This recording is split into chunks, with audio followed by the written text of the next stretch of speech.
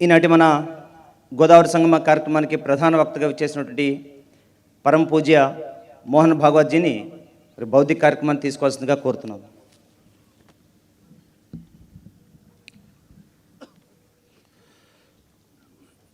आज के कार्यक्रम के प्रमुख अतिथि महोदय आदरणीय श्री एवीएन राजू गारू, माननीय क्षेत्र संघचालक जी, माननीय प्रांत संघचालक जी, प्रांत सह संघचालक जी एवं भीमावरम और राजमंड्री दोनों विभागों के माननीय विभाग संघचालक जी, आत्मीय स्वयंसेवक बंधु, मुझे बताया गया कि आज की इस संख्या में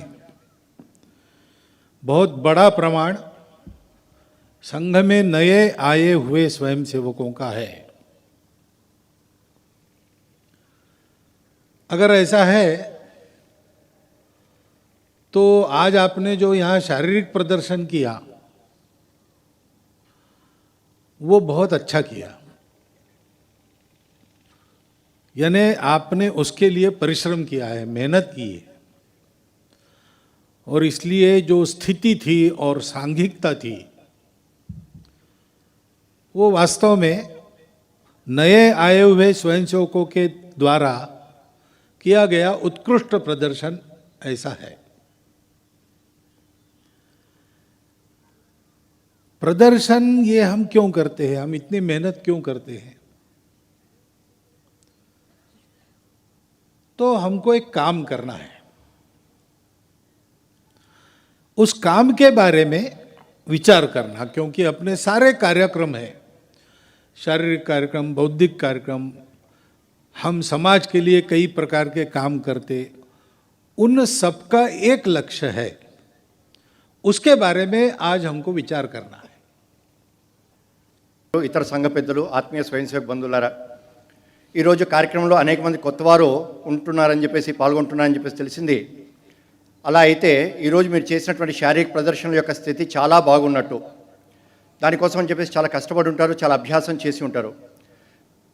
సాంఘిక ప్రదర్శన యొక్క స్థితి కానివ్వండి, సాంఘిక క్రియ కానీ చాలా బాగా ఉత్కృష్టమైనటువంటి ఉన్నతమైనటువంటి స్థితిలో ప్రదర్శన చేశారని చెప్పేసి భావించవచ్చు. ఈరోజు మనం చేసినటువంటి ప్రదర్శన ఎందుకోసం అంటే మనం ఒక పని చేయడం కోసము, మన యొక్క శారీరక కానివ్వండి, బౌద్ధిక కానివ్వండి, లేదా మన సమాజంలో చేసేటువంటి రకరకాల కార్యక్రమాలు ఏవైతున్నాయో ఆ కార్యక్రమాలు ఒక లక్ష్యం కోసం మనం చేస్తున్నామో వాటి గురించి ఈ రోజున ఆలోచిద్దాం. तो हम कौन सा काम करने के लिए यहाँ पर एकत्रित हुए, या रोज शाखा लगाते, बहुत सारे काम करते हैं. तो रोज की शाखा में अंत में हम प्रार्थना करते हैं,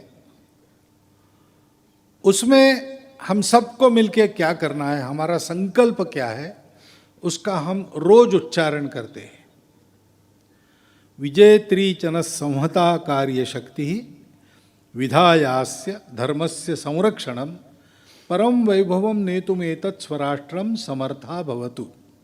भगवान को आशीर्वाद मांगते हैं कि हमारी संहत यानी संगठित कार्य शक्ति के द्वारा, हमारी यानी किसकी, तो हम सब स्वयंसेवकों की, और जब तक संघ समाज में समाज से थोड़ा कम है तब तक स्वयंसेवकों की, लेकिन संघ तो बड़ा होगा और समाज व्याप्त हो जाएगा तो संपूर्ण समाज की संहति के द्वारा, संगठित शक्ति के द्वारा किसी एक व्यक्ति पर हम निर्भर नहीं है. भगवान से हम केवल आशीर्वाद मांगते हैं, काम हम करेंगे, भगवान आशीर्वाद आप दो, शक्ति आप दो, ऐसे गुण मांगते हैं, लेकिन काम हम करेंगे. और हम यानी हम में से कोई एक समूह, एक दल, एक नेता, ऐसा नहीं. हम सब स्वयंसेवक मिलके संपूर्ण समाज को साथ लेकर हम क्या करेंगे, तो पहली बात कही गई है धर्म का संरक्षण. ये शक्ति का उपयोग, पहला काम विधायास्य धर्मस्य संरक्षणम. हमारा जो धर्म है यानी हमारा जो स्वभाव है, हिंदू स्वभाव, या हिंदुस्तान के भारत माता के पुत्र के नाते देश के प्रति हमारा जो कर्तव्य है, हम सब मिलकर ऐसा काम करेंगे जिससे इहलोक में और परलोक में भी हम लोग सुखी होंगे। ये सारा हमारा धर्म है, उसका संरक्षण करना आवश्यक है, उसकी सुरक्षा की आज आवश्यकता है, क्योंकि वो संकट में है। तो अपने राष्ट्र को हम परम वैभव संपन्न बनाएंगे हमारे धर्म की संरक्षण करते हुए, हमारे धर्म को सुरक्षित रख के राष्ट्र को वैभव संपन्न बनाना है। अधर्म का अवलंबन करके हमको वैभव नहीं चाहिए, जिससे सब लोग जुड़ते हैं, ऊपर उठते हैं, उन्नत होते हैं, बिखरते नहीं है। उस धर्म को ही पालन करते हुए हमको अपने राष्ट्र को बड़ा बनाना है, उस धर्म का संरक्षण करते हुए बड़ा बनाना है। इसलिए हम अपनी संगठित शक्ति को बढ़ा रहे, एक दिन संपूर्ण समाज को संगठित कर लेंगे। రోజు మనం శాఖలో చివరిలో ప్రార్థన చేస్తాము. అందులో చివరిలో విజేత్రి చనసంహతా కార్యశక్తి అనేటువంటి విషయాన్ని మనం చెప్తుంటాం. అందులో సమర్థ భవతు అని చెప్పేసి చెప్తాం. భగవంతుని మనము ఆశీస్సులను కోరుతున్నాం. సంఘటిత కార్యశక్తి ద్వారా అందరూ స్వయం సేవకుల్ని కలుపుకుంటూ, సంఘటిత కార్యశక్తి అంటే కేవలం ఒకరో ఇద్దరో కొంతమంది స్వయం సేవకులు కాదు, మన యొక్క ప్రయత్నం ద్వారా యావత్ హిందూ సమాజాన్ని కలుపుకుంటూ దాని యొక్క సంఘటిత శక్తి ద్వారా ఈ ధర్మాన్ని ఆధారం చేసుకుని ఈ ధర్మాన్ని రక్షిస్తూ మనము ఈ దేశం యొక్క పరమవైభవ స్థితిని సాధించాలని కోరుకుంటున్నాము. మన యొక్క పని ఒక వ్యక్తి మీద ఆధారపడి లేదో, అందరి యొక్క సామూహికమైనటువంటి సంఘటిత శక్తి ద్వారా ఒక వ్యక్తి, ఒక జట్టు, ఒక వర్గం కాదు, అందరము కలిసి, మనందరము కూడా కలిసి ధర్మాన్ని రక్షిస్తూ, ధర్మం అంటే ఏంటి, కేవలం కొద్ది మందిది కాకుండా యావత్ ప్రజానికం, ప్రజలందరి యొక్క ఉన్నతిని సాధిస్తూ ఇహలోకంలో పరలోకంలో ఉన్నతిని సాధించేటువంటి ఏదైతే ఉందో అది ధర్మము. అటువంటి ధర్మాన్ని రక్షిస్తూ ఈ రాష్ట్రాన్ని పరమవైభవ స్థితికి తీసుకెళ్ళడం కోసం మన యొక్క లక్ష్యము. ఆ లక్ష్యాన్ని చేరడంలో భగవంతుని యొక్క ఆశీస్సుల్ని మనం కోరుతున్నాము. భగవంతుని ఏమంటున్నామంటే, మేము ఈ పని చేస్తాము, మాకు శక్తినిమ్ము, కానీ మీ యొక్క ఆశీస్సునిమ్ము. ఆ శక్తితోని, సౌశీల్యంతోని మనం ప్రార్థనలు, గుణాలని కోరుకుంటున్నాము. దాని ద్వారా మేము ఈ లక్ష్యాన్ని మేము చేరుకుంటాము, మన యొక్క రాష్ట్రాన్ని పరమవైభవ స్థితికి తీసుకెళ్తాము అని చెప్పేసి చెప్తున్నాం మనము. అయితే ఇక్కడ రాష్ట్రాన్ని పరమవైభవ స్థితికి తీసుకెళ్ళమంటే ధర్మాన్ని రక్షిస్తూ, అధర్మాన్ని నాశనం చేస్తూ, అధర్మాన్ని దూరము చేస్తూ, ధర్మాన్ని రక్షిస్తూ మాత్రమే ఈ దేశాన్ని వైభవ స్థితికి తీసుకెళ్లాలని చెప్పేసి మనందరం కూడా కోరుకుంటున్నాం. అటువంటి ధర్మ రక్షణ ద్వారా ఈ దేశం వైభవ స్థితికి చేరడం మన యొక్క లక్ష్యం. संघ में आते आते आप पक्के बन जाएंगे, आपका निश्चय हो जाएगा, हाँ अब जन्म भर जब जब मनुष्य जन्म मिलेगा तब तब मुझे संघ का काम करना है, ऐसा जब आपका संकल्प बनेगा तो आपको संघ के अधिकारी कहेंगे कि आप संघ की प्रतिज्ञा लो। जो प्रतिज्ञित है उनको वो पता है। उसमें भी हमने यही कहा है, मैं संघ का स्वयंसेवक क्यों बन रहा हूं? अपने पवित्र हिंदू धर्म, हिंदू संस्कृति व हिंदू समाज का संरक्षण कर हिंदू राष्ट्र की सर्वांगीण उन्नति करने के लिए। ये हमारा हिंदू धर्म है, हिंदू संस्कृति है, ये सारा हमारा हिंदू समाज है। वो अच्छा है बुरा है वो हम देखेंगे, हम उसके घटक है, हम उसको अच्छा बनाएंगे, लेकिन हमको उसकी सुरक्षा क्यों करनी है? पहली बात है वो अपना है, हमारा अपना है, हमको मिला है, इस धर्म के मानने वाले लोगों में हमारा जन्म हुआ है, इसलिए वो हमारा स्वधर्म है। स्वधर्मे निधनम श्रेयः परधर्मो भयावह, ऐसा गीता में कहा है। वो धर्म, वो संस्कृति, उसकी सुरक्षा करनी है। वो धर्म क्या है? वो सत्य पर आधारित धर्म है, वो थियरी नहीं है, वो कोई व्यवस्था नहीं है। हमारे प्राचीन पूर्वजों ने जिस सत्य का दर्शन किया उस सत्य पर सारी बातें आधारित है। वो प्रतीति के आधार पर चलता है, प्रवचनों के आधार पर नहीं चलता। आज भी हमारे धर्म के सत्य को प्रत्यक्ष करने वाले महापुरुष हम लोगों में है। दुनिया के बाकी धर्मों को वह भाग्य नहीं है, हमारे पास है। और इसलिए उस सत्य को जानने के कारण हमारा धर्म कहता है कि सत्य जानने के लिए जो जो रास्ते हैं सब सही है, सब एक ही जगह पहुंचेंगे। बाकी दुनिया के लोग कहते हैं हमारा ही रास्ता सही है, बाकी सब गलत है। इसलिए उनका स्वभाव कट्टर है और उनका स्वभाव आक्रामक है, डरते हैं हमारा धर्म नष्ट हो गया तो हमारा क्या होगा, इसलिए दूसरों को नष्ट करो, ऐसे उनके उद्योग चलते हैं। हमारा धर्म तो हमको शत्रुता सिखाता ही नहीं। स्वामी विवेकानंद ने एक उदाहरण दिया। एक बड़ा पर्वत था, चारों ओर उसके लोग थे, गांव थे। सब लोगों को एक दिन लगा उसके ऊपर क्या है देखना चाहिए, तो ऊपर जाना चाहिए। तो चारों ओर के गांवों से एक दिन लोग निकले ऊपर चढ़ने के लिए। अब चढ़ते चढ़ते उन्होंने देखा तो पहाड़ चारों ओर से चढ़ेंगे तो एक आदमी चढ़ेगा, उसको बाकी आदमी दूसरे रास्ते पर दिखेंगे। तो वो लोग सोचने लगे कि हम तो चढ़ रहे ऊपर जाएंगे, हमको रास्ता पता है, वो उधर वाला तो उधर से आ रहा है, उसका रास्ता गलत है, इसका रास्ता गलत है, बाकी सबका रास्ता गलत है, मेरा ही रास्ता सही है। क्योंकि वो ऊपर पहुंचे नहीं थे, उनको केवल अपना रास्ता दिख रहा था, बाकी लोगों के रास्ते अलग है इतना तो दिखता था, लेकिन वो कहां जा रहे वो नहीं देख रहे थे।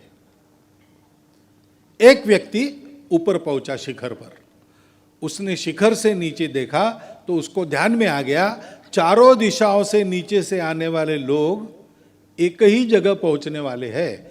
इसलिए उसने सोचा मैं सही रास्ते से यहां पर आ गया, बाकी लोग जिन रास्तों से आ रहे हैं यही पहुंचेंगे, सबके रास्ते सही है।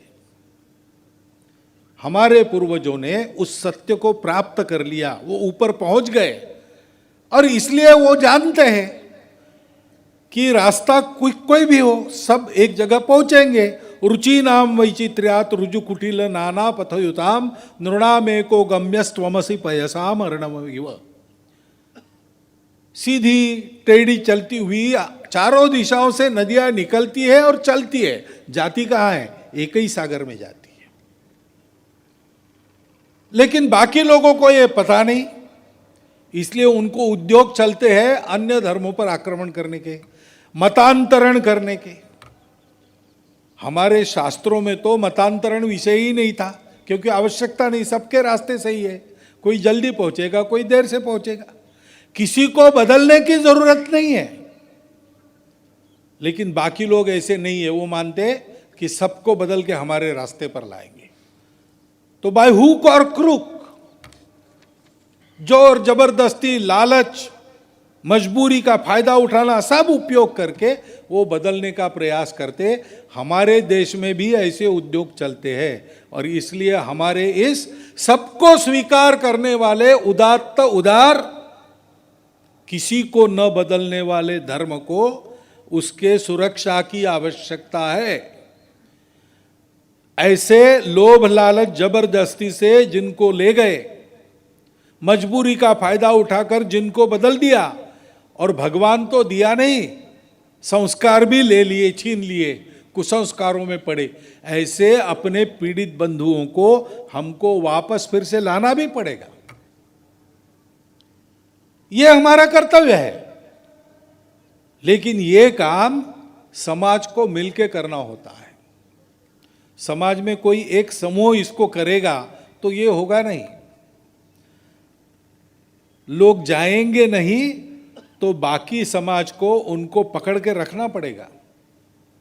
आज हम जानते हैं हमारे देश में विषमता की समस्या है, दारिद्र्य की समस्या है और संपन्न समाज का उसके ऊपर ध्यान कम है।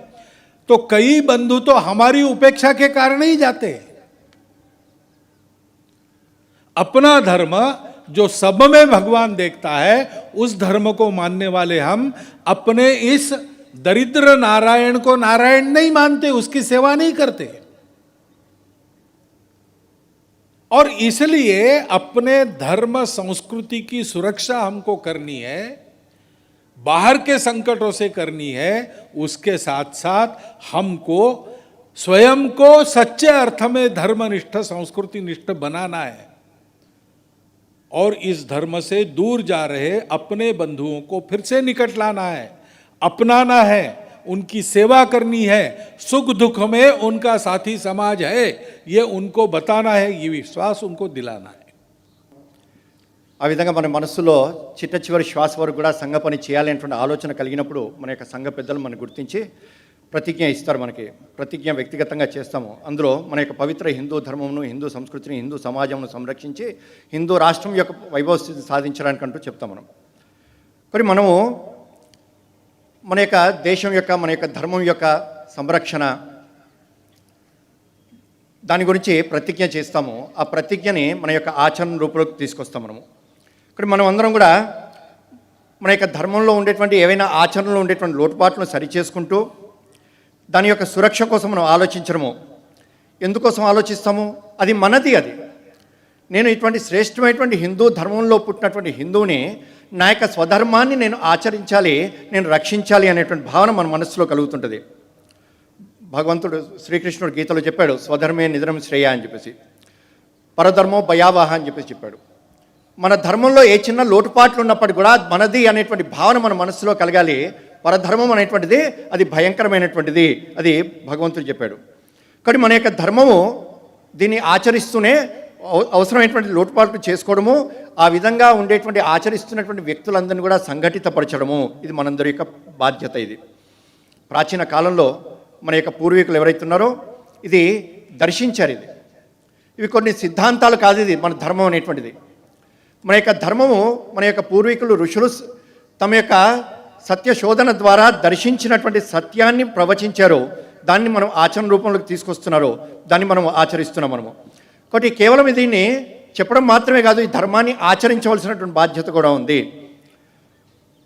ఇటువంటి సత్పురుషులు ఎవరైతే ఉన్నారో, దర్శించినటువంటి వ్యక్తులు ఎవరైతే ఉన్నారో మిగిలినటువంటి ధర్మాల్లో లేరో, అది మన యొక్క ధర్మంలో మాత్రమే ఉన్నారు. అలాంటి సత్యము ఏదైతే ఉందో మన యొక్క ధర్మంలో చెప్పినటువంటిది, ఇది ఎవరిని కూడా శత్రువుగా చూడదు. మార్గాలు ఎన్ని ఉన్నప్పటికీ కూడా మనం చేరుకునేటువంటిది ఒకటే లక్ష్యం అనేటువంటి భావన మనకు తెలుసు. అది కాబట్టి మిగిలినటువంటి ఆలోచనలో ఉండేటువంటి వ్యక్తులు, మిగిలినటువంటి మార్గాల్లో ఉండేటువంటి వ్యక్తుల్ని మనం నాశనం చేయాలి అనేటువంటి ఆలోచన మనకు లేదు. కానీ కొన్ని మార్గాలు ఏవైతున్నాయో, కొన్ని మతాలు ఏవైతున్నాయో, ప్రపంచంలో నా మతము మాత్రమే శ్రేష్టమైనది, ఇది ఒకటే మార్గము, ఇంకే మార్గము ద్వారా కూడా మన లక్ష్యాన్ని చేరలేము. కాబట్టి ఆ విధంగా చేరుతున్నటువంటి వ్యక్తులు కనుక ఉన్నట్టయితే వాళ్ళని నాశనం చేయాలనేటువంటి ఆలోచన మిగిలినటువంటి మతాల్లో కలుగుతుంటుంది. కానీ మన యొక్క ధర్మంలో అటువంటి ఆలోచన లేదు. మార్గాలు ఎన్ని ఉన్నప్పటికీ కూడా మన లక్ష్యము ఒకటే. ఏ మార్గము ద్వారా అయినప్పుడు కూడా మనం లక్ష్యాన్ని చేరవచ్చును అనేటువంటి భావన మన మనసులో కలిగిన కారణంగా మనం ఎప్పుడు కూడా ఎవరిని కూడా మతం మార్చాలని చెప్పేసి మనం చూడలేదు. స్వామి వివేకానందుడు ఉదాహరణ చెప్పారు. మనం ఒక గ్రామంలో ఉండేటువంటి ప్రజలు పక్కన ఉండేటువంటి కొండ, ఆ పైకి వెళ్ళి చూడాలి ఏ విధంగా ఉంటుందని చెప్పేసి అనుకున్నారు. కాబట్టి గ్రామస్తులు అందరూ కూడా కలిసి ఆ కొండ మీదకి 4 వైపుల నుంచి ఎక్కుతున్నారు. ఎక్కుతుండేటువంటి మార్గంలో మధ్యలో వెళ్ళిన తర్వాత కొద్దిమందికి అనిపించిందట, నేను ఇటువైపు నుంచి ఎక్కుతున్నాను, లక్ష్యం కనబడుతున్నది, నేను చేరుతాను. కానీ మిగిలినటువంటి వైపుల నుంచి ఎక్కుతున్నటువంటి వాళ్ళు సరి అయినటువంటి మార్గంలో వస్తున్నట్లేదే, వాళ్ళ లక్ష్యాన్ని చేరుకోగలుగుతారా అనేటువంటి సందేహం కలుగుతుంటుంది. అది తప్పుదారేమో అని చెప్పేసి అనిపిస్తుంటుంది. కానీ నలువైపుల నుంచి కూడా వ్యక్తున్నటువంటి ప్రతి ఒక్కరికి కూడా నా మార్గమే సరి అయింది, మిగిలినటువంటి 3 వైపులా వ్యక్తున్నటువంటి వాళ్ళు సరి అయినటువంటి మార్గంలో ఎక్కట్లేదేమో అనేటువంటి సందేహం కలుగుతుంటుంది. కానీ ఒక్కసారి పైకి ఎక్కినటువంటి వ్యక్తి చూసినట్టయితే 4 వైపుల నుంచి వచ్చినటువంటి ప్రజలందరూ కూడా వాళ్ళకి అర్థమైంది లక్ష్యము అందరూ ఇక్కడికే చేరుతున్నారని చెప్పేసి. కానీ మార్గాలు భిన్నమైనప్పటికీ కూడా లక్ష్యం ఒకటే. ఏ మార్గంలో వెళ్ళినప్పుడు కూడా మనం భగవంతుని చేరవచ్చు అనేటువంటి శ్రేష్టమైనటువంటి ఆలోచన కలిగినటువంటిది మన యొక్క హిందూ ధర్మము. కాబట్టి మనము ఏ రోజున కూడా మనం మతం మార్చలేదు. కానీ ఈ రోజున చూస్తున్నాం, అనేక రకాల ప్రలోభాలు పెట్టి ఒత్తిడి చేసేసి అన్యాయంగా అక్రమంగా మన యొక్క ధర్మాన్ని ఆచరిస్తున్నటువంటి వ్యక్తుల్ని అసత్యము ప్రచారము చేస్తూ ప్రలోభ పెట్టేసి మతం మారుస్తున్నటువంటి వాళ్ళని చూస్తున్నాం మనము. కానీ మనందరి యొక్క బాధ్యత ఈ సత్య సిద్ధాంతం ఏదైతుందో ఈ సత్యాన్ని ప్రజలకు తెలియజేసి ప్రలోభాలకి లోను కాకుండా, ఒత్తిడికి లోను కాకుండా, ఇతరుల యొక్క వలలోకి పడిపోకుండా మన ప్రజల్ని కాపాడుకోవాల్సినటువంటి బాధ్యత మనకుంది. మన యొక్క శ్రేష్టమైనటువంటి హిందూ ధర్మం యొక్క గొప్పతనాన్ని వాళ్ళకి తెలియజేయాలి, ధర్మాన్ని ఆచరించేటట్టుగా ఉండాలి, ఇతరుల యొక్క ప్రలోభాలకి లొంగిపోకుండా చూసుకోవాల్సినటువంటి బాధ్యత మనందరిది. అలా వెళ్ళిపోయినట్టయితే ఎవరైనా వాళ్ళని వెనక్కి తీసుకురావాల్సినటువంటి బాధ్యత కూడా మనదే. ఇక్కడ ఈ పని కేవలం మనం చేస్తే సరిపోదు, మనం మాత్రమే చేయలేం. మనం ఇక్కడ యావత్ సమాజాన్ని కలుపుకోవాలి. మొత్తం సమాజాన్ని కలుపుకుంటూ మన యొక్క ధర్మాన్ని రక్షిస్తూ ఆ ధర్మాన్ని ఆచరించేటువంటి వ్యక్తుల్ని రక్షించుకోవాల్సినటువంటి బాధ్యత, వెళ్ళిపోకుండా చూసుకోవాల్సినటువంటి బాధ్యత మనది. సమాజంలో ఉచ్చనీచ భేద భావాలు ఉన్నాయి, దారిద్ర్యం ఉంది, దురదృష్టము. కాబట్టి ఇటువంటి దారిద్ర్యం ఉన్నప్పటికీ కూడా, ఉచ్చనీచ భేద భావాలు ఉన్నప్పటికీ వాటిని దూరము చేస్తూ మనం అందరం కూడా ఆలోచించాల్సింది, భగవంతుడు ఒక్కడే అందరిలో ఉన్నాడు అని చెప్పేసి విశ్వసించేటువంటి హిందూ తత్వాన్ని ఆచరిస్తున్నటువంటి మనము అందరినీ కూడా అక్కున చేర్చుకొని ఏ ఒక్కరు కూడా ఉచ్చనీచ భేద భావాలు లేకుండా, దారిద్ర్యంలో ఉన్నటువంటి వాళ్ళు, ఉన్నతమైనటువంటి స్థితిలో ఉన్నటువంటి వాళ్ళు వారు చేయి ఇచ్చేసి పైకి తీసుకురావడం కోసం ఏ విధంగా ప్రయత్నం చేస్తారో ఆ విధంగా అక్కున చేర్చుకొని హిందూ ధర్మంలో కాపాడుకుంటూ వెళ్ళిపోయినటువంటి వ్యక్తుల్ని తీసుకురావడం కోసం మనందరం కూడా ప్రయత్నం చేద్దాం. అటువంటి ధర్మ నిష్ట కలిగినటువంటి వ్యక్తుల్ని మనందరం కూడా తయారు చేద్దాం. अब ये काम करना है तो संपूर्ण राष्ट्र को संगठित करना पड़ेगा, और इसलिए हमने राष्ट्र की सर्वांगीण उन्नति कहा, परम वैभव संपन्न राष्ट्र कहा, क्योंकि अपना जो राष्ट्र है वो हिंदू राष्ट्र है. उसका यही प्रयोजन है सारी दुनिया को बताना कि भाषा, पंथ ये सब विविध होने के बाद भी सारी मानवता एक होकर रह सकती है. सृष्टि के अंग के नाते, सृष्टि के पुत्र के नाते अपना विकास करते हुए सृष्टि को सुरक्षित रखकर सृष्टि का भी विकास कर सकती है. धर्म यही है जो सबको साथ चलाता है, सबकी एक साथ उन्नति करती है. यही धर्म विश्व को देना आज की आवश्यकता है, और इस आवश्यकता को पूरा करने का ईश्वरीय उत्तरदायित्व, ईश्वर ने दिया हुआ उत्तरदायित्व भारत का है.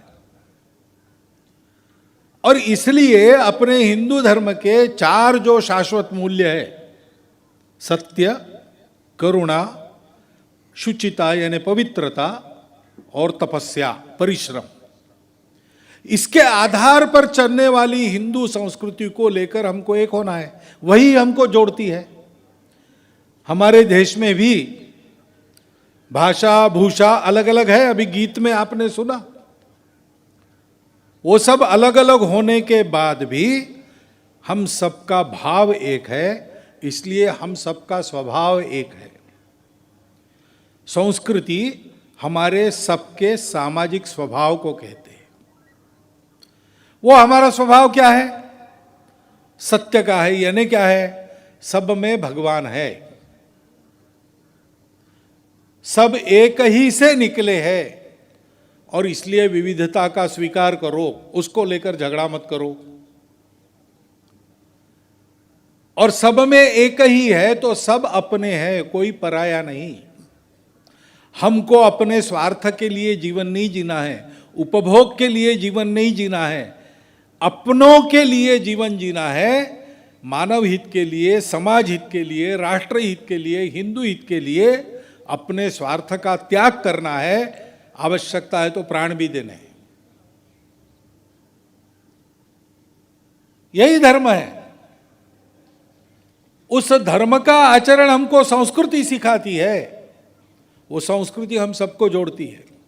हमारी अलग अलग भाषाएं हैं, देवी देवता सब अलग अलग है, हमारे प्रांत अलग है, खान पान, रीति रिवाज सब अलग है. हमको देख के भी कोई कह नहीं सकता ये एक ही प्रकार के लोग हैं. इतने रूप है हमारे, रंग भी है. परंतु आप देखिए, भारत में किसी भी प्रांत में, किसी भी भाषा के बोलने वाले, किसी भी पूजा करने वाले लोगों के पास जाओ, बाजार में अगर आपने 5 किलो, 10 किलो चावल खरीदा, 1 किलो चावल खरीदा, या 100 आम खरीदे, तो भारतवर्ष में कहीं भी, और आज का खंडित भारत नहीं, अखंड भारत जो था उसकी बाउंड्री में जितने लोग हैं उनमें ये कॉमन है कि जब ऐसा हम खरीदी करते हैं तब तोल के जितना मांगा उतना देते, जितना पैसा दिया उतना देते। 1 किलो चावल का पैसा दिया, 1 किलो चावल मिलेगा। लेकिन 1 किलो चावल तोल कर देने के बाद मुट्ठी भर उसमें और डालेगा वो। ये केवल अखंड भारत में चलता है, दुनिया में और कहीं नहीं चलता। 100 आम अगर आपने खरीदे तो ऊपर से 5 मिलते हैं। क्यों? क्योंकि सबका स्वभाव एक है भारत में कि हमने अगर पैसा लिया है तो पूरा काम करना, पूरा का पूरा देना, गलती से भी कम न जाए, इसलिए ऊपर से डालते। भारत की हर भाषा में उसके लिए शब्द है। तेलुगु में क्या कहते? कोसरू। मराठी में कहते पस्तूरी, हिंदी में कहते पासंग। वो एक प्रकार सारे अखंड भारत में सर, ये किसने सिखाया? ये हमारी संस्कृति ने सिखाया। वो संस्कृति हम सबका स्वभाव एक बनाती है, हम सबका आचरण एक बनाती है, उसमें भेदभाव को जगह नहीं है।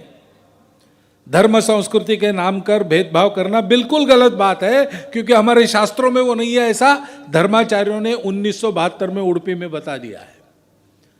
सब समान है, सब एक है, सब एक दूसरे के हैं, सब भारत माता के पुत्र हैं।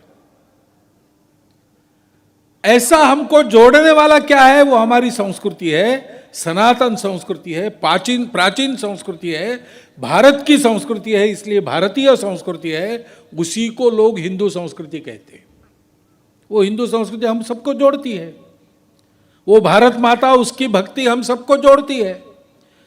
इस भारत माता की भक्ति करते हुए इस संस्कृति का प्रचार प्रसार, संवर्धन और संरक्षण करने के लिए जिन हमारे पूर्वजों ने पसीना बहाया, त्याग किया, बलिदान दिया, प्राणार्पण किया, उन पूर्वजों की कीर्ति का गौरव हमारे सबके मन में है।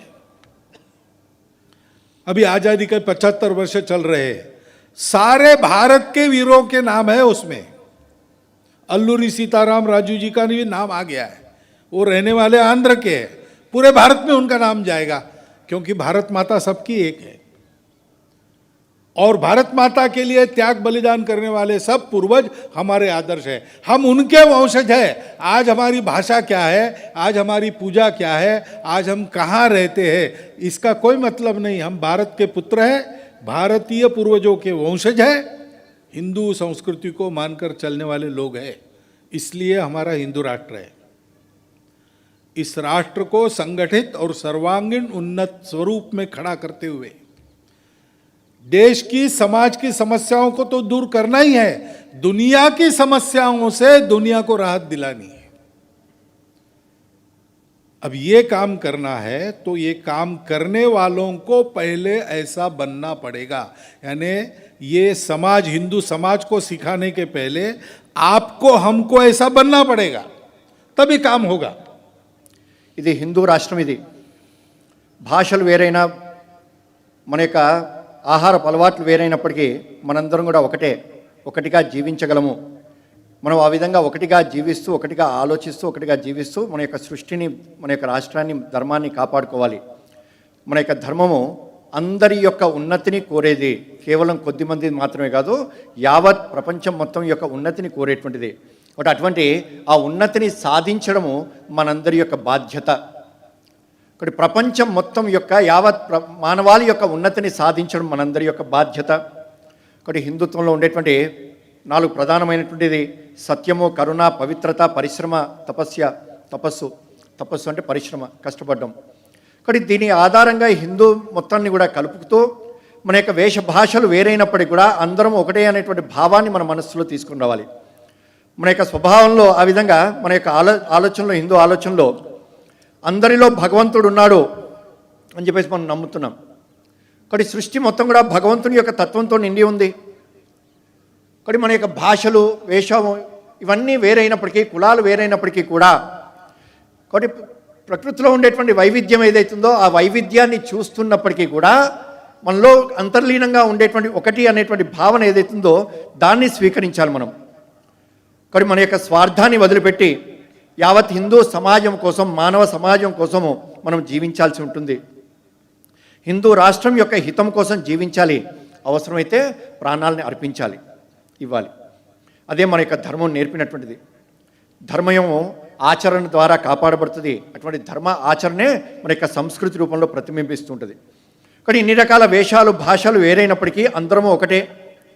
భారతదేశంలో ఎక్కడికి వెళ్ళినప్పటికి కూడా మనం చూస్తుంటాం. మనకు ఉదాహరణ చెప్పారు వారు, దేశంలో ఎక్కడైనప్పటికీ బియ్యం కొంటాం, 1 కేజీ బియ్యం కొంటాము, లేదా 100 మామిడి పండ్లు కొన్నాము. కొన్న తర్వాత 1 కేజీ బియ్యం ఇచ్చిన తర్వాత అమ్ముతున్నటువంటి వ్యక్తి కొద్దిగా కొసరు వేస్తాడు. ఇక్కడ కొసరు తెలుగులో ఉంది, అట్లా దేశంలో ఉండేటువంటి ప్రతి భాషలో కొసరు ఉంది. కాబట్టి ఈ ఆలోచన ఎక్కడి నుంచి వచ్చింది? ఏ డబ్బు అయితే నేను తీసుకుంటున్నానో ఆ డబ్బుకి పూర్తిగా నేను చెల్లించాలి, ఎక్కడైనా లోటుపాటు ఉండకూడదు అనేటువంటి భావంతో ఆ కొద్దిగా పిడికిలి బియ్యం వేస్తున్నాడు అతను. నేను అన్యాయం చేయకూడదు అనేటువంటి భావన. కానీ ప్రపంచంలో ఈ కొసరు ఎక్కడా లేదు ఇది. కానీ భారతదేశం మొత్తం ఉంది ఇది. భాషలు, ప్రాంతాలు, వర్గాలు ఇవన్నీ వేరైనప్పటికీ కూడా ఇది ఎక్కడి నుంచి వచ్చింది? ఇది మన యొక్క సంస్కృతి నుంచి వచ్చింది. ఇది ఒకటి మన యొక్క సంస్కృతి ఏదైతే ఉందో ఇది మిగిలినటువంటి రకరకాల బాహ్యంగా బయట వేరే వేరేగా కనబడుతున్నప్పటికీ కూడా అంతర్నీతంగా ఉండేటువంటి మన యొక్క సంస్కృతి ఏదైతుందో ఇది ఒకటి. 1972లో ధర్మాచార్యులు అందరూ కూడా చెప్పారు, మనందరం కూడా ఒకటే. బాహ్యంగా కనబడుతున్నటువంటి భేదభావాలు వేరేగా ఉన్నప్పటికీ కూడా మనందరం కూడా ఒకటే, భగవంతుడు ఒక్కటే మనందరిలో కూడా ఉన్నాడు అనేటువంటి భావన మనకి తెలియజేశారు వాళ్ళు. ఇప్పుడు ధర్మాచార్యులు శాస్త్రంలో చెప్పినటువంటిది ఇది. కానీ శాస్త్రాల్లో ఎక్కడ కూడా హెచ్చుతగ్గు లేవు అవి. కానీ మన యొక్క ధర్మం, మన యొక్క సంస్కృతి మనందరినీ కూడా కలిపేటువంటిది.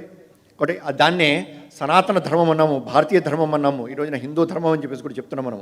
ఒకటి ఈ ధర్మం ద్వారా భారతమాత పట్ల భక్తిని, శ్రద్ధని మనం కలగజేసుకుని ఈ దేశం కోసం అని చెప్పేసి అనేక మంది పూర్వీకులు ఏ విధంగా అయితే జీవించారో, దేనికోసం అయితే మరణించారో అటువంటి పూర్వీకుల యొక్క అడుగు జాడల్లో మనం కూడా నడుస్తూ మనం ముందుకెళ్ళాలి. 75 సంవత్సరాల యొక్క స్వతంత్ర అమృతోత్సవాన్ని మనం జరుపుకుంటున్నాం. ఇక్కడ మన ప్రాంతానికి చెందినటువంటి అల్లూరి సీతారామరాజు గారి యొక్క పేరు దేశం మొత్తం కూడా వెళ్తున్నది. కానీ ఈ ప్రాంతానికి చెందినటువంటి వ్యక్తి అయినప్పుడు కూడా దేశం మొత్తం కూడా అల్లూరి సీతారామరాజు పట్ల అటువంటి గౌరవ భావం వాళ్ళందరూ కూడా కలుగుతున్నది. కాబట్టి అటువంటి శ్రేష్టమైనటువంటి వ్యక్తులు ఏ భాషకు చెందిన, ఏ ప్రాంతంలో పుట్టినప్పటికీ ఈ దేశం కోసం జీవించినటువంటి అనేక మంది వ్యక్తుల యొక్క వారసులం మనం అనేటువంటి భావన మన మనస్సులో కలగాలి. కాబట్టి హిందూ సంస్కృతిని ఆచరించే వారం మనము. హిందూ రాష్ట్రం యొక్క సమస్యల్ని దూరం చేయడంతో పాటుగా మనందరి యొక్క బాధ్యత ఏంటంటే ప్రపంచం మొత్తంలో ఎక్కడ ఏ సమస్య ఉన్నప్పుడు కూడా ఆ సమస్యకు కావాల్సినటువంటి పరిష్కారాన్ని ఇచ్చేటువంటి దిశలో హిందూ సమాజం యొక్క సంఘటనను మనం తీసుకురావాలి. इस कार्य के लिए स्वयं को तैयार करने का काम ही राष्ट्रीय स्वयंसेवक संघ है. फिर से प्रार्थना की 4 जो पंक्तियां है, विजेत्री चन संहता कार्यशक्ति विधायास्य धर्मस्य संरक्षणम परम वैभवम नेतुमेतत् स्वराष्ट्रम समर्था भवतु. ये पहला काम है. हमको सीखना है, हमको समर्थ बनना है, हमको उचित शक्ति चाहिए शरीर मन बुद्धि की, हमको आवश्यक सारी दुनिया जिसके सामने नम्र हो ऐसा शील चाहिए. हमको इस काम को करने के लिए कई प्रकार की बाधाएं आएंगी, उसमें से रास्ता निकाल के अपने काम को आगे बढ़ाना इसका ज्ञान चाहिए. और सब प्रकार की परिस्थितियों में पूरा होते तक हम इसमें लगे रहेंगे, कभी कदम वापस नहीं लेंगे, ऐसा वीरव्रत चाहिए. और जब तक पूरा होता नहीं तब तक उत्तरोत्तर पूरा उसको करने की इच्छा मन में जागृत रहनी चाहिए, ध्येय निष्ठा चाहिए. अब ये केवल चाहिए कहने से होगा नहीं, उसके लिए हमको रोज शाखा में जाना पड़ेगा. शाखा के कार्यक्रमों में से इन संस्कारों को अपने जीवन में लाना पड़ेगा. शरीर मन बुद्धि की योग्यता, सबको जोड़ने वाला स्वभाव, सारे समाज के साथ चलना, संपूर्ण समाज को अपनत्व की अभेद दृष्टि से देखना और प्रामाणिकता से, निस्वार्थ बुद्धि से, तन मन धन पूर्वक आजन्म कार्य करते रहने की वृत्ति शक्ति हमको रोज की शाखा की अपनी तपस्या करके प्राप्त करनी पड़ेगी. हर गांव में, हर बस्ती में शाखा, अच्छी शाखा, अधिक शाखा, इसके लिए समय देना पड़ेगा। सब स्वयंसेवकों ने समय देना चाहिए। सब स्वयंसेवक समय दे, रोज शाखा में 1 घंटा आए, अपनी तपस्या करे। इसलिए प्रवासी कार्यकर्ताओं को अधिक समय देना पड़ेगा। प्रवासी कार्यकर्ताओं में निरंतर अधिकाधिक समय देने का वातावरण बना रहे, इसलिए कुछ लोगों को पूर्ण समय देना पड़ेगा। अपनी पढ़ाई पूरी करने के बाद या परिवार के सारे दायित्व पूर्व करके जल्दी रिटायर होके पूरा समय संघ की योजना से, संघ कहेगा वहां, संघ जो कहेगा वो काम करने के लिए समय निकालना, ये अधिक लोग करेंगे तो प्रवासी कार्यकर्ताओं में अधिकाधिक समय देने का वातावरण बनेगा। तो सारे स्वयंसेवक कुछ न कुछ समय देंगे। ये होने से शाखा गांव गांव प्रत्येक बस्ती में पहुंचेगी। उत्तम शाखा, उत्कृष्ट शाखा, उसमें से उत्कृष्ट कार्यकर्ता निकलता है। और फिर उसको क्या करना है? संघ की योजना से काम करना है। संघ की योजना से स्वयंसेवक काम करते हैं। कौन से काम करते हैं? एक गीत में कहा है, संगठन गढ़े चलो, सुपंथ पर बढ़े चलो, हो भला समाज का वो काम सब किए चलो। संगठन गढ़ना है, संपूर्ण समाज को जोड़ना है, अपने आत्मीय संपर्क से बांधना है, नेटवर्क करना है। समाज के सुख दुखों पर सबका ध्यान रहे, इसकी चिंता करनी है। और जो हम बोलते हैं, जो हम समाज को बताते हैं, वो अपने जीवन में चाहिए। सुपंथ पर बढ़ना यानी आचरण करना, अपने व्यक्तिगत जीवन में, अपने कुटुंब के जीवन में, अपनी वृत्ति की आजीविका में और अपने सामाजिक जीवन में। संघ में हम जो बोलते हैं, संघ के द्वारा लोगों को जो बताना चाहते, वो हमने करना है। संघ का विचार हमारे आचरण से लोग देखेंगे, समझेंगे। ऐसा हम सबको होना है। और फिर हो भला समाज का वो काम सब किए चलो। समाज में जिन जिन बातों की आवश्यकता है, समाज को साथ लेकर, समाज को आगे रखते हुए, श्रेय स्वयं न लेते हुए, संपूर्ण समाज में ये विश्वास कि हम सब मिलकर सब कर सकते हैं, ये जगाने के लिए उन सारी आवश्यकताओं की पूर्ति करने का, अभावों को भरने का सारा काम स्वयंसेवक संघ की योजना में संघ का अंग बनकर करे।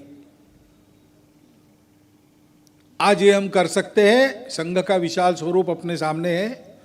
संघ की अगणित योजना है जिसमें ये सब करने के लिए अवसर बनता है। तो हम स्वयंसेवकों का काम है कि नित्य शाखा की तपस्या से अपने आप को ठीक बनाए, हम सीख ले। उस शाखा को गांव गांव, गली गली पहुंचाने के लिए जो भी चलता है उसमें सक्रिय हो। जहां भी हम काम करेंगे, हम सारे हिंदू समाज को साथ जोड़ेंगे। हिंदू समाज को भेद की नजर से नहीं, एकता की नजर से देखेंगे, अपनत्व का व्यवहार देंगे। और समाज में जो जो करना आवश्यक है उसके लिए समाज को साथ लेकर हम पहल बनाएंगे, इनिशिएटिव्स खड़े करेंगे। ऐसा करने से एक सबल समाज, अपने धर्म और संस्कृति के संरक्षण की क्षमता वाला समाज, जो संपूर्ण विश्व को अपना कुटुंब मानकर अपना जीवन जीता है, ऐसा हिंदू समाज सारे दुनिया में एक मानवीय व्यवहार का सृजन करेगा। हिंदू राष्ट्र विश्व गुरु बनेगा, परम वैभव संपन्न बनेगा। सारी दुनिया में प्रार्थना के अंत में जैसे हम कहते भारत माता की जय, वैसे सारी दुनिया में विश्व के सब लोग भारत माता की जय करने लगेंगे। और हमारा समाधान इतना ही है, उसमें हमको जय जयकार नहीं चाहिए। हमको क्या चाहिए? हमको सर्वत्र भल मनसाहत से, अच्छे आचरण से विश्व के लोग चले, स्वयं का विकास करे, सृष्टि को भी विकसित करे, पर्यावरण वगैरह की सब समस्याएं दूर हो, विश्व में जो कट्टरपन को लेकर झगड़े चले हैं, विश्व में जो एक दूसरे के शोषण की स्पर्धा चली है, युद्ध है, हिंसा है, इन सबसे रहित एक सुख शांतिमय सुंदर दुनिया बनाने वाला भारत अपना काम शक्ति के साथ, अपना काम शील के साथ, अपना काम ज्ञानवान बनकर कर रहा है। ये दृश्य हमको देखने को मिले और उस भारत के हम अंग उस समय सक्रिय अंग हो, तेजस्वी अंग हो, यही हमको चाहिए। उसके लिए हमारी तपस्या है। उस तपस्या का प्रारंभ नित्य शाखा की साधना से होता है और उस तपस्या का परिणाम समाज में समाज को खड़ा करते हुए समाज के काम करने में होता है। ये पूरा संघ अपने पास है, इसको समझना और इसमें सक्रिय होना हमारा कर्तव्य है। आज अवसर है, हम इसको कर सकते हैं और इसलिए इस अवसर पे आलस्य नहीं होना चाहिए, सोना नहीं चाहिए, पूरा परिश्रम करते हुए इस काम को करना चाहिए। इसकी आवश्यकता है। जैसे प्रदर्शन खूब अच्छा आपने परिश्रम करके किया, वैसे ही परिश्रम करते हुए संगठन गढ़े चलो, सुपंथ पर बढ़े चलो, हो भला समाज का वो काम सब किए चलो। इस काम को बहुत गति से आगे बढ़ाकर राष्ट्रव्यापी करना है। अपने सामने ये कार्य है, इसका हम चिंतन करें। इतना ही अनुरोध आपके सामने आज रखना है। ఈ పని ఎలా ప్రారంభం అవుతుంది? ఈ పని స్వయం నా యొక్క తయారీ దగ్గర నుంచి ప్రారంభమవుతుంది. నేను ఒక స్వయం సేవగా నా యొక్క తయారీ ఎలా ఉంది, దానికోసం నేనేం చేస్తాను అని చెప్పేసి మనం ఆలోచించాలి. ప్రార్థనలో మనం చెప్తున్నాం విజేత్రి చన సంహతా కార్యశక్తి అనేటువంటిది, సమర్థా భవతు అని చెప్పేసి. అటువంటి సామర్థ్యాన్ని నాకు ఇవ్వమని చెప్పేసి, సామర్థ్యాన్ని నేను పొందేటట్టుగా భగవంతుని మనం ప్రార్థిస్తున్నాం, ఆశీస్సులు అడుగుతున్నాం. మనం ఒకటి శక్తిని కోరుతున్నాము, శరీరము మనస్సు బుద్ధి. కాబట్టి అటువంటి శక్తిని మనం సంపాదించాలి. శారీరకమైనటువంటి శక్తి, మానసికమైనటువంటి బౌద్ధికమైనటువంటి శక్తిని మనం సంపాదించాలని చెప్పేసి ప్రపంచం మొత్తం కూడా మోకరిల్లేటువంటి సౌశల్యాన్ని మనం కోరుతున్నాము. ఎన్ని రకాల మన యొక్క మార్గాల్లో రకరకాల కష్టాలు వచ్చినప్పటికీ కూడా ఆ కష్టాలని దాటుతూ ముందుకు వెళ్ళడానికి కావలసినటువంటి జ్ఞానాన్ని మనం ఏమని చెప్పేసి చెప్తున్నాం. మనము ఇహపర లోకాల్లో ఉండేటువంటి ఉన్నతిని సాధించడానికి కావలసినటువంటి వీరవ్రతాన్ని మనం కోరుతున్నాము.